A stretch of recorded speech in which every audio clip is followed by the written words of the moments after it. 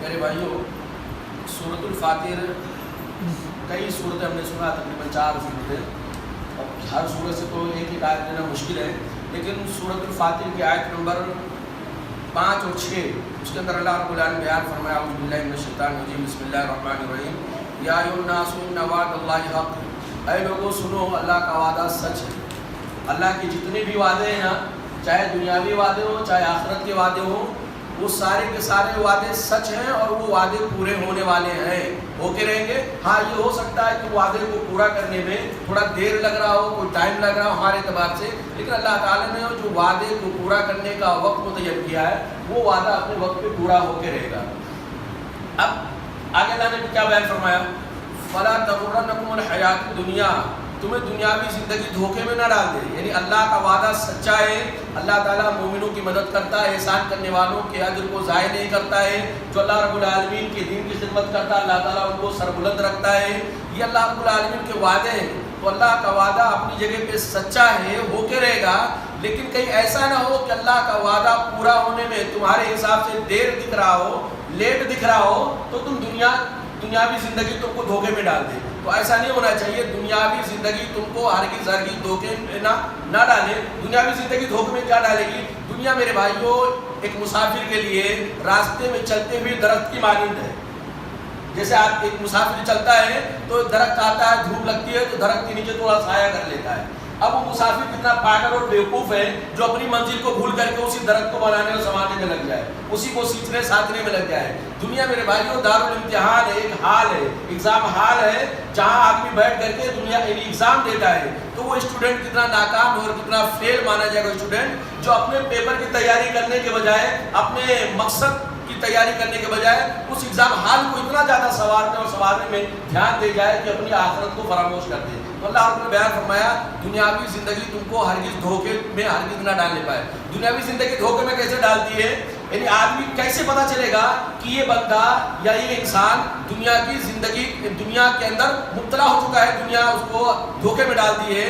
یعنی آدمی دنیا کے حصول میں اس قدر اپنے زندگی کے قیمتی اوقات لگا دے کہ آخرت کو فراموش کر دے۔ جو آدمی دنیا بنانے کے لیے، دنیا کی خوشحالی حاصل کرنے کے لیے آخرت کو فراموش کر بیٹھے تو وہ سمجھ جائے کہ دنیا اس کو دھوکے میں ڈال کے رکھتا ہے۔ تو ایک دنیا آخرت سے غافل نہیں کرنا چاہیے۔ اسی طرح اللہ نے بیان فرمایا، وَلَا يَغُرَّنَّكُمْ بِاللَّهِ الْغَرُورُ، اور دھوکہ دینے والا تم کو دھوکے میں نہ ڈال دے اللہ کے بارے میں۔ وہ دھوکہ دینے والا کون ہے؟ شیطان، جیسا کہ آگے والی آیت ہے۔ اللہ کے بارے میں شیطان کیا دھوکہ دے گا؟ کچھ لوگوں کو ایسا پٹی پڑھا سکتا ہے، دھوکہ دے سکتا ہے کہ اللہ کچھ نہیں، یہ کائنات اپنے آپ بنی ہے اور اپنے آپ چل رہی ہے۔ اور کچھ لوگوں کو شیطان یہ دھوکے میں ڈال سکتا ہے اللہ رب العالمین کے بارے میں کہ دیکھیے اللہ رب العالمین بہت غفور رحیم ہے، بہت زیادہ معاف کرنے والا ہو، وہ 99 قاتلوں کو بلکہ 100 لوگوں کے مرڈر کرنے والے کو معاف کر دیتا ہے۔ تم بھی گناہ کر لو، تمہارے گناہوں کو بھی اللہ تعالیٰ معاف کر دے گا۔ تو یہ شیطان کی طرف سے دھوکہ ہے۔ شیطان یہ بھی دھوکہ کر سکتا ہے کہ دیکھیے اللہ تعالیٰ نے تو کائنات بنایا ہے اور کائنات کو چلانے والا اللہ تعالیٰ، لیکن کائنات کے نظام کو صحیح طور سے چلے اس کے لیے اللہ تعالیٰ نے کچھ پاور اپنے فرشتوں کو دے رکھا ہے اور کچھ پاور اللہ رب العالمین نے اپنے بندوں میں سے پیاروں کو دے رکھا ہے، اور ان کے ہاتھ میں بہت کچھ ہے، یہ پاور ہے۔ اللہ رب العالمین ان کی باتوں کو رد نہیں کرتا، لہذا کہ ان کو خوش کر لیا جائے نا تو اللہ رب العالمین سے یہ ہماری بات کو منوا لیں گے۔ تو شیطان اس طرح کا دھوکہ دیتا ہے کہ کر لو گناہ، بعد میں توبہ کر لو، ابھی جوانی ہے، بڑھاپا پڑا ہوا توبہ کر لیں گے، اور اچانک بہت آئی آتی تو شیطان کو دکھائی نہیں دیتا۔ اللہ نے بیان فرمایا، ان الشیطان لکم عدو، شیطان تمہارا دشمن ہے، فاتخذوہ عدوا، اس کو دشمن ہی بنا کر۔ پورا اسلام میرے بھائیوں، پورا دین ہمارا جو ہے وہ پیار و محبت کا دین ہے، دوستی کا دین ہے۔ اس کے اندر تعلیمات ایسی بتائی گئی ہے کہ اگر دشمن ہونا تو اس دشمن کے ساتھ کیسا رویہ اپنایا جائے تاکہ وہ دوست بن جائے۔ کئی قرآن مجید کی ایسی آیتیں ہیں، تعلیمات نبی کریم صلی اللہ علیہ وسلم کی کہ اگر کوئی آپ کا دشمن آپ کو پتھر مارے تو آپ اس کے اوپر پھول برسائیں، اگر آپ کو کوئی گالی دے تو آپ اس کو دعا دیں۔ تو اسلام کی پوری تعلیمات اس بات پہ ڈیپینڈ ہے کہ اس کے اندر پیار اور محبت کی تعلیم دی گئی ہے، دشمنی کو ختم کرنے کا طریقہ بتایا گیا ہے۔ لیکن اللہ رب العالمین اس مقدس کتاب کے اندر ارشاد فرما رہے ہیں، ان الشیطان لکم عدو، شیطان تمہارا دشمن ہے، اس کو دشمن ہی بنا کے رکھو۔ یعنی ایک ایسا دشمن ہے نا جو کبھی تمہارا دوست نہیں بن سکتا ہے، ایک ایسا دشمن ہے کہ اس کے سامنے تم کتنے بھی محبت کے، دوستی کے، پیار کے تقاضے پورے کرنے لگ جاؤ تو بھی یہ تمہارا دشمن ہی رہے گا. شیطان ایک ایسا دشمن ہے جو ابدی ہے, ہمیشہ سے وہ جب سے حضرت آدم علیہ السلام کو اللہ نے بنایا تب سے وہ انسان کا دشمن ہے, اور کبھی بھی کسی بھی وقت میں شیطان انسان کا دوست نہیں بنا ہے اور نہ بن سکتا ہے. لہذا کوئی آدمی یہ امید نہ لگائے کہ شیطان اس کا دوست بن سکتا ہے. شیطان کرتا کیا ہے؟ اللہ نے بیان فرمایا انما یدعو حزبہ, شیطان اپنے ماننے والوں کو آواز دیتا ہے, بلاتا ہے, اپنے سوچ اور اپنی فکر کی طرف لوگوں کو بلاتا ہے تاکہ جو اس کے فکر کو ماننے والے بن جائے وہ سارے کے سارے لوگ لیکونوا من اصحاب السعیر, بھڑکتی ہوئی آگ میں داخل ہونے والے بن جائے. تو شیطان انسان کا دشمن ہے, کبھی دوست نہیں بن سکتا ہے. اس کا پورا ٹارگٹ یہ ہے کہ زیادہ سے زیادہ انسانوں کو جہنم کے حوالے کر سکے. یہ اللہ رب العالمین کا ہمارے اوپر احسان ہے کہ اللہ رب العالمین ہمیں اس کے شرارتوں سے آگاہ کیا ہے تاکہ وہ اس سے بچ سکے. اس کے بعد اللہ رب العالمین محمد صلی اللہ علیہ وسلم کے بارے میں ارشاد فرما رہے ہیں کہ اے اللہ کے نبی صلی اللہ علیہ وسلم, محمد صلی اللہ علیہ وسلم, آپ کے اوپر جو قرآن وحی کی جاتی ہے نا وہ بالکل حق ہے اور کوئی نئی بات اس کے اندر نہیں ہے. قرآن کے اندر کوئی نئی بات نہیں پیش کی جا رہی ہے بلکہ مصدقا لما بین یدیہ, قرآن اپنے سے پہلے تمام آسمانی کتابوں کی ساری باتوں کی تصدیق کرتا ہے. چاہے تورات ہو, چاہے انجیل ہو, چاہے زبور ہو, جتنی آسمانی کتابیں نازل ہوئی, نازل ہونے کے وقت ان کتابوں کے اندر جو باتیں تھیں ساری باتوں کی یہ قرآن مجید تصدیق کرنے والی ہے. لہذا کوئی نئی کتاب نہیں ہے. اب اللہ نے بیان فرمایا ان اللہ بعبادہ لخبیر بصیر, اللہ تعالیٰ بہت زیادہ اپنے بندوں کے بارے میں جانتا ہے اور بہت زیادہ اللہ رب اپنے بندوں کو دیکھ رہا ہے. یعنی اللہ اب اس کے بعد جو ایک اللہ رب العالمین نے محمد صلی اللہ علیہ وسلم کو دیا, اس کے بعد اللہ کے نبی اللہ رب العالمین نے بیان فرمایا ثم اورثنا الکتاب الذین اصطفینا من عبادنا, پھر محمد صلی اللہ علیہ وسلم کے بعد ہم نے اس کتاب کو ایسے لوگوں کو وارث بنایا, اس کتاب کی ذمہ داری, اس کتاب کی تعلیمات, اس کتاب کی دیکھ ریکھ ایسے لوگوں کی ذمہ داری بنایا جو ہم نے اپنے بہت سارے بندوں میں سلیکٹ کیا تھا. اس سے علماء کرام نے کہا ہے کہ امت محمدیہ مسلمان لوگ ہیں, ہم لوگ ہیں کہ اللہ رب العالمین نہ جانے کتنے دھرم والوں, کتنے انسانوں میں سے مسلمانوں کو چن رکھا ہے اپنی کتاب پر ایمان لانے کے لیے, اپنے نبی محمد صلی اللہ علیہ وسلم کی تصدیق کرنے کے لیے. یہ اس مسلمانوں کے بارے میں اللہ نے بیان فرمایا کہ پھر ہم نے اس کتاب کا وارث بنایا ان لوگوں کو جن کو ہم نے منتخب کیا تھا اپنے بندوں میں سے. اب ان بندوں میں سے جن کو ہم نے قرآن دیا تھا ان کی 3 قسمیں ہیں. اب ہم اور آپ جائزہ لیں کہ ہم اور آپ کس کھانے میں جا رہے ہیں. جو کتاب کے ماننے والے ہیں, کتاب پر عمل کرنے والے ہیں, قرآن پر ایمان لانے والے ہیں, اس کتاب پر ایمان لانے والوں کی 3 کیٹیگری ہے, 3 قسمیں ہیں, اور اللہ تعالیٰ نے تینوں قسموں کی وضاحت کیا ہے. ہمارے اور آپ کے لیے یہ نصیحت اور سبق ہے کہ ہم اور آپ دیکھیں ہم کس کیٹیگری میں جاتے ہیں. اللہ نے بیان فرمایا فَمِنْهُمْ ظَالِمٌ لِنَفْسِهِ, تو جن کو ہم نے کتاب کو وارث بنایا تھا ان لوگوں میں سے کچھ لوگ وہ ہیں جو اپنے اوپر ظلم کرنے والے ہیں. دوسرا ہے وَمِنْهُمْ مُقْتَصِدٌ, اور ان میں سے دوسرا گروہ وہ ہے جو درمیانہ ہے, متوسط ہے, مڈل کلاس کا ہے. وَمِنْهُمْ سَابِقٌ بِالْخَيْرَاتِ بِإِذْنِ اللَّهِ, اور تیسرا گروہ وہ ہے جو نیکیوں کی طرف بہت زیادہ سبقت کرنے والا ہے. 3 ہیں مسلمانوں میں سے جن کو کتاب کی وراثت دی گئی ہے. پہلے وہ ہیں فَمِنْهُمْ ظَالِمٌ لِنَفْسِهِ, جو اپنے اوپر ظلم کرنے والے. اپنے اوپر ظلم کرنے کا مطلب یہ ہے وہ تو مانتے ہیں قرآن اللہ کی کتاب ہے, محمد صلی اللہ علیہ وسلم پر واقعی قرآن نازل ہوا ہے اور اس کے لیے سب کچھ وہ کر سکتے ہیں, لیکن قرآن مجید کا جو حق ہے پڑھنے کا, قرآن مجید کا جو حق ہے اس کی تعلیمات پر عمل کرنے کا, ویسی قرآن مجید کی تعلیمات پر عمل نہیں کر پاتے. مسلمان ہیں لیکن باغی نہیں ہے, یعنی مسلمان ہے لیکن گنہگار ہے, پکے مومن نہیں ہے کہ وہ بغاوت کرنے والے, جرم کرنے والے ہیں, مجرم ہے, ان سے غلطیاں ہوتی ہیں لیکن یہ گناہ کرنے میں بغاوت کا شکار نہیں ہے. تو یہ قرآن مجید کے تعلق سے پہلے قسم لوگوں کی ہے جو قرآن کو اللہ کی کتاب مانتے ہیں لیکن اس کی تعلیمات پر عمل نہیں کر پاتے ہیں, ان کی نیکیاں کم ہیں اور گناہ زیادہ ہیں, تو یہ لوگ اپنے اوپر ظلم کرنے والے ہیں.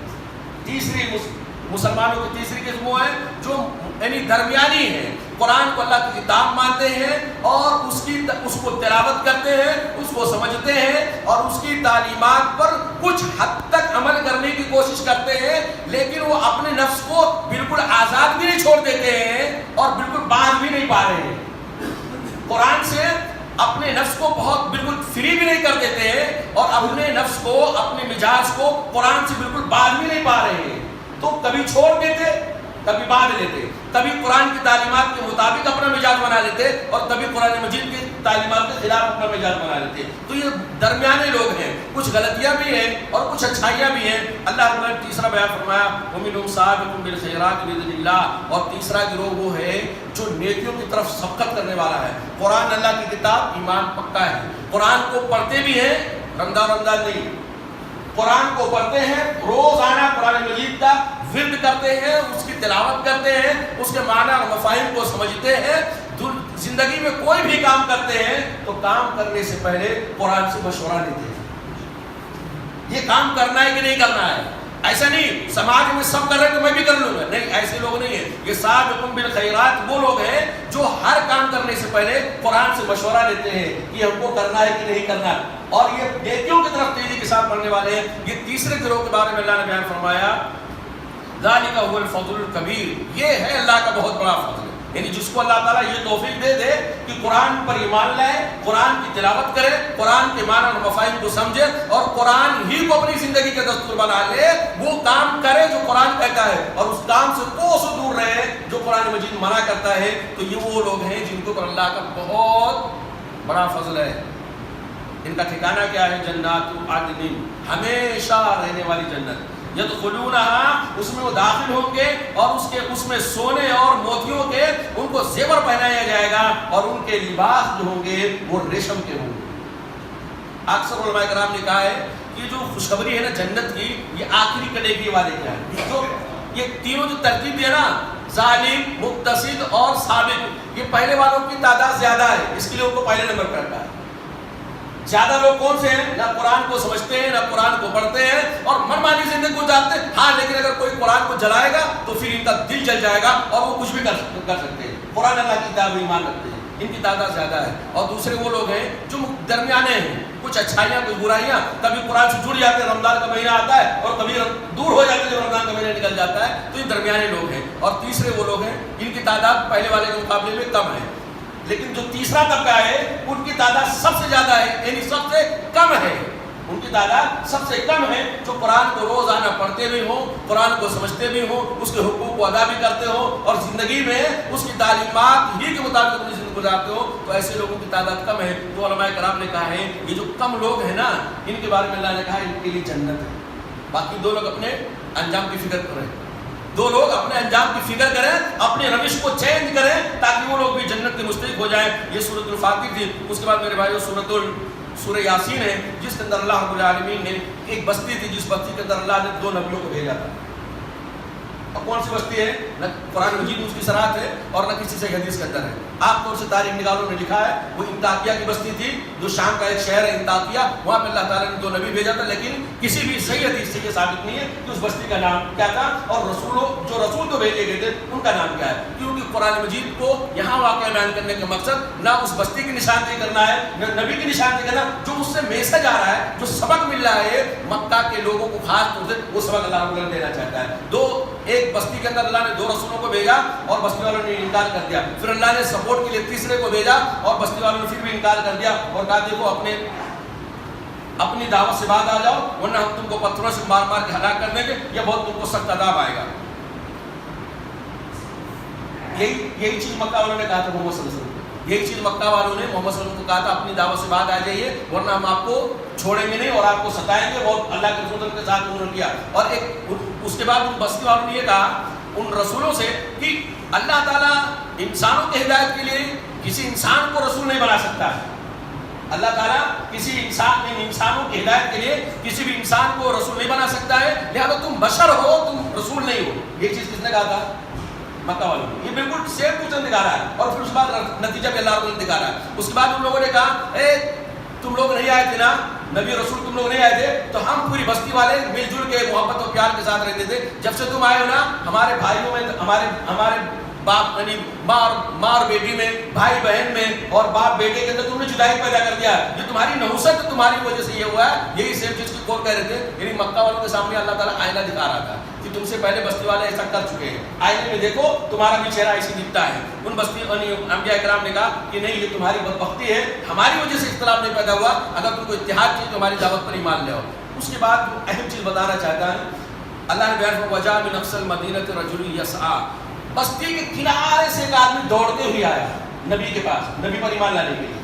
یعنی بستی کے اندر جو لوگ تھے، نبی کے آس پاس میں جو لوگ تھے، وہ نبی کی تعلیمات پر ایمان لانے سے محروم ہو گئے، ہدایت سے محروم ہو گئے. اور ایک بستی کا دور والا آدمی چل کے آتا ہے، یعنی مکہ والوں کو بتا رہا ہے اللہ تعالیٰ کہ تمہارے درمیان نبی پیدا ہوئے، ان کی بات کو نہیں مانتے، دیکھو سلمان کہاں سے آ رہے ہیں، سہیل کہاں سے آ رہے ہیں، بلال کہاں سے آ رہے ہیں، یہ سب دور دور سے چل کے آ رہے ہیں، لہٰذا تم سوچو کہ اس کے اندر ضرور کوئی تاثیر ہے. وہ جو دور سے آنے والا آدمی تھا، اس نے کہا کہ اے میری قوم کے لوگوں، رسولوں پر ایمان لے آؤ، رسول سچے.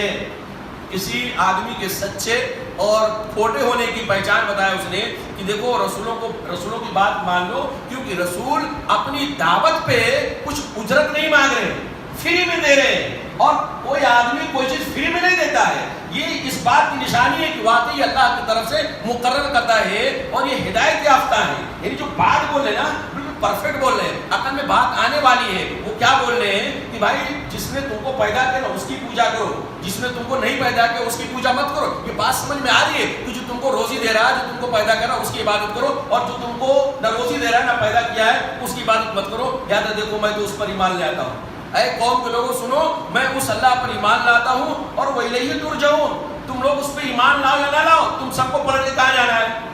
اسی کے بعد جانا ہے. اگر ایمان لے کے جاؤ گے تو تمہارا بہتر ہوگا، اور اگر ایمان بغیر ایمان کے جاؤ گے تو تمہارے لیے بہت نقصان دہ ہوگا. میں تو ایمان لے آتا ہوں، اور آخر بتاؤ میں ایمان کیوں نہ لاؤں؟ اگر وہ اللہ مجھے کوئی تکلیف دینا چاہے تو جن کو تم بلاتے ہو اللہ کے سامنے ان کی سفارش نہیں چلتی ہے، اور مجھے کوئی بچا نہیں سکتا ہے. اور یقیناً اگر میں اللہ رب العالمین یہ سب دلیلیں آنے کے بعد بھی اگر اللہ پر ایمان نہیں لایا تو میں ظالموں میں سے ہو جاؤں گا. انی آمنت بربکم فاسمعون. لوگوں سنو، میں تمہارے رب پر ایمان لاتا ہوں. ہونا اس کو چاہیے، کہنا یہ چاہیے کہ میں اپنے رب پر ایمان لاتا ہوں، اور وہ آدمی کہہ رہا ہے میں تمہارے رب پر ایمان لاتا ہوں. یعنی تمہارے لیے بھی ضروری ہے کہ تم کم سے کم اپنے رب پر ایمان لاؤ. وہی رب میرا ہے، وہی رب تمہارا ہے. جب اس آدمی نے یہ کہا تو قوم والوں نے کیا کیا؟ اس کو قتل کر دیا، اس کو شہید کر دیا. قیل ادخلی الجنہ، ادھر لوگوں نے مارا اور ادھر اللہ تعالیٰ کا جنت میں داخل ہو جائے. یعنی علماء کرام نے اس کی کئی تفسیریں کیا ہے. ایک یہ کہ وہ مارنے سے پہلے، اس کی روح نکلنے سے پہلے اللہ تعالیٰ نے فرشتوں کو اس آدمی کے جو جنت میں جگہ تھی اس کے سامنے لا کے رکھ دیا.